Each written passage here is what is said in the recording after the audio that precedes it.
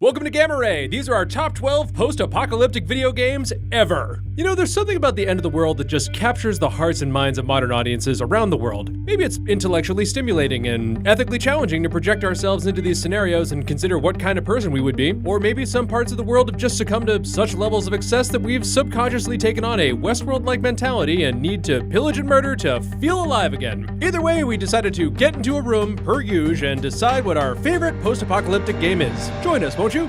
At number 12, we wanted to honor the grandparent of them all. Fallout owes a huge debt to this game, but honestly, so does everything else. We're of course talking about 1988's Wasteland. The game is set in the desert of Nevada in the year 2087, nearly 90 years after the United States of America has been destroyed by a nuclear war. Grounded in the simple mechanics of classic turn-based RPGs, players control a party of 4 soldiers, remnants of the United States Army, known as Desert Rangers. You move the party to various cities and locations on a wide area map, which expands when entered, allowing the player to search, converse with NPCs, and take part in combat.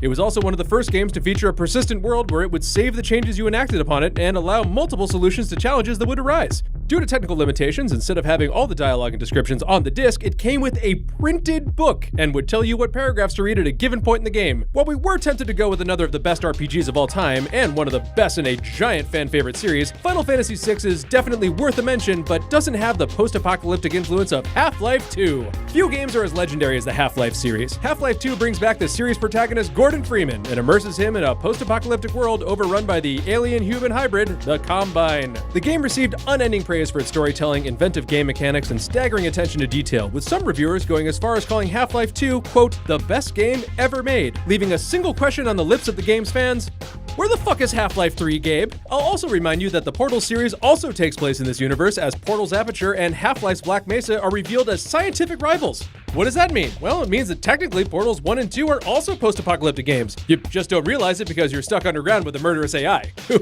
is just great.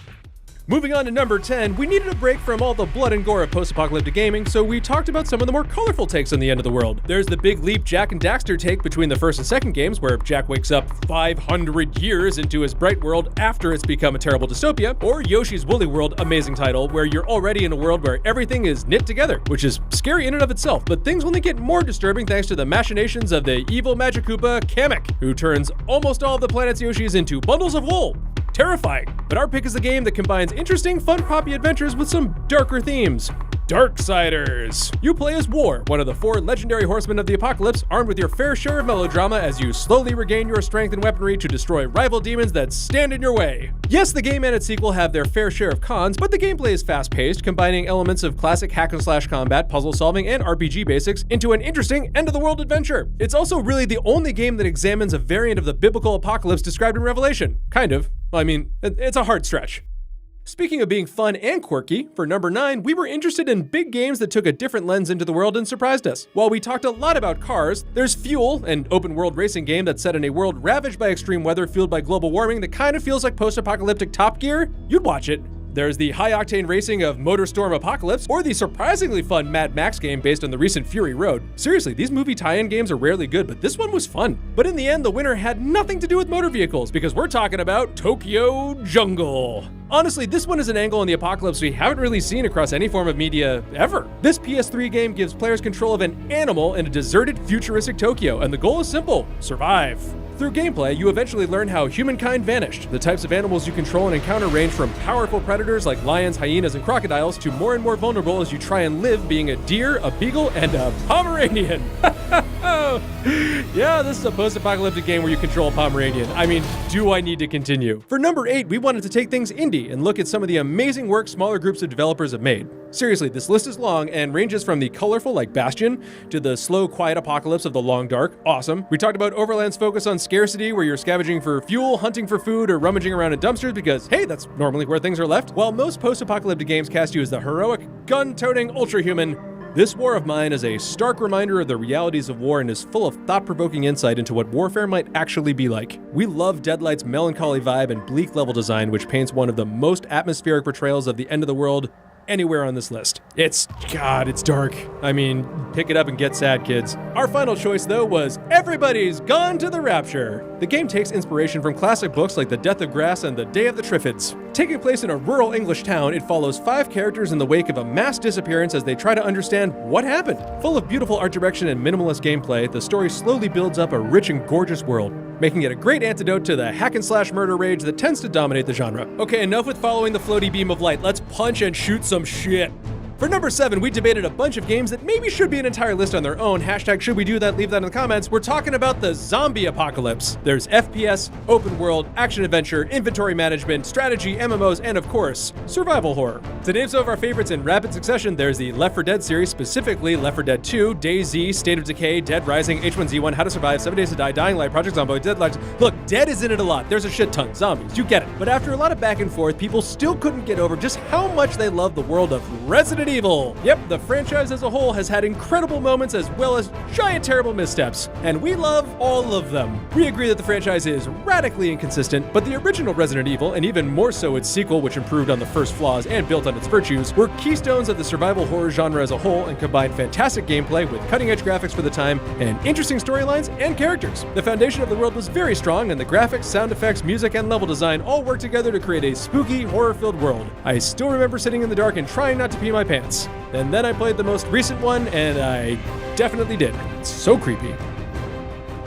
For number 6, we threw around a few FPS games we loved that also freaked us the fuck out. Borderlands is a spin on the genre, taking away the common hyper-realism in favor of cel-drawn, cartoon-esque graphics, larger-than-life characters, and the biggest arsenal of weaponry you're ever likely to come across. It's not strictly a post-apocalyptic scenario as it takes place on an alien world, but it borrows so much from the genre it's worth a mention, and there is so much personality just in the guns.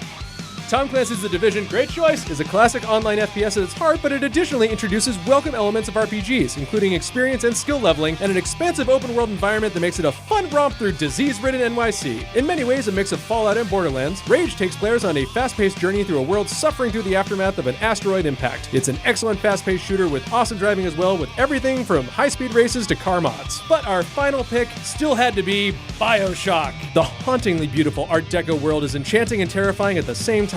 Whether you're fighting splicers or hiding from big daddies, the game is equal parts fast-paced shooter and atmospheric panorama. The gameplay is truly superb. The object storytelling and intricate layers of past narrative are expertly woven, and both are only surpassed by the melancholy beauty of the art style. While the series as a whole is incredible, the original game still holds a greater magic we still can't quite put our fingers on. Honestly, our top 5 should surprise no one. At number 5, the Americans are not the only ones who love a good end of the world. Loosely based on the book Roadside Picnic, Stalker is an open-world FPS RPG centered around the lethal, anomaly-filled wasteland of Chernobyl. Stalker, which stands for Scavengers, Trespassers, Adventurers, Loners, Killers, Explorers, Robbers, plants players inside the Zone, where they must fight for survival against hordes of deadly creatures.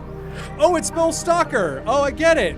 Radiation, hunger, and persistent wounds are all mechanics emphasizing survival, so make sure to keep your finger on the quick save key. There have been 3 games in the series to date: Shadow of Chernobyl, Clear Sky, and Call of Pripyat, each improving on the last and making this series one of the best in the entire genre. At number 4, we're jumping from the Ukraine deep into Russia for yet another game based on a book. Metro 2033 occurs after a nuclear war decimates Russia and mutates everyone and everything into creatures called Dark Ones. Even though it's an FPS at its core, the game mixes horror, survival, and stealth in a way that's exceptionally gratifying, and gets rid of longtime video game features like a health bar or a traditional heads-up display in an effort to make the experience more immersive. And it works! Honestly, it's almost as bleak as The Last of Us, and while it missed some marks, its follow-up Metro Last Light has a great storyline, graphics, and intuitive action-packed gameplay that makes it worth checking out as well. There's a sequel coming out. I don't know the name to it, but you should check it out because it looks cool as hell.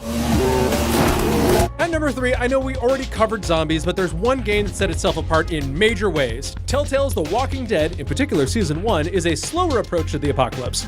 There are few moments of blasting bad guys and hacking through the undead. The game focuses on the central moral questions that fascinate most of us about who we would be at the end of the world, and grounding the emotional resonance of those choices in gaming interactivity, requiring players to make exceptionally tough choices throughout. Sure, it's often who dies and who doesn't, but even the little choices sharpen the harsh reality of the end times in a way that other games haven't. Number 2 struck up some debate. We did throw around Enslaved Odyssey to the West, based on the 16th century Chinese novel Journey to the West, that dumps you in a futuristic end of the world, armed only with a high-tech staff and a seriously sweet set of parkour skills. We did talk about Gears of War. I'm not sure why.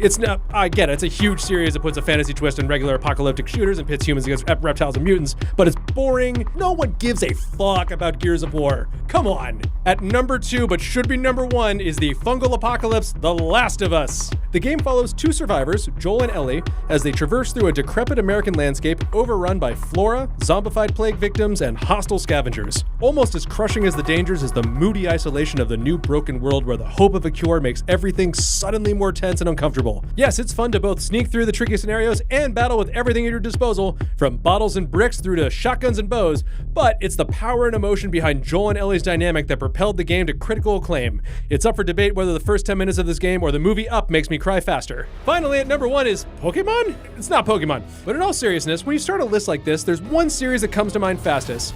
Fallout! You thought we forgot it. You were wrong. Fallout has been the go-to series for post-civilization gameplay since 1997. With 6 titles to its credit and 5 of them are actually good, it shows us a future imagined by the 1950s if we all did in fact drop the nukes. The RPGs are not just about survival, but being able to rebuild in the aftermath of total annihilation and choosing who you will be. Though there's some debate among longtime fans about whether the game's quality has increased or declined, our main pick is, if you put a gun to our head and force us to choose, would be Fallout 3. The game picks up the story from Fallout 2 after the unfortunate disappearance of the protagonist's father. They set out from Vault 101 in hopes of finding him. The game does an excellent job of staying true to the story-rich gameplay that was found in the first 2 games. There are 5 different DLC packs released for Fallout 3, which makes the total amount of gameplay available rather staggering. We'll leave you guys to fight about which is the best Fallout in the comments. It's clearly Fallout New Vegas. We hope you like the list. Please make sure to like, subscribe, comment, hit that notification bell, and all that jazz. See you next time.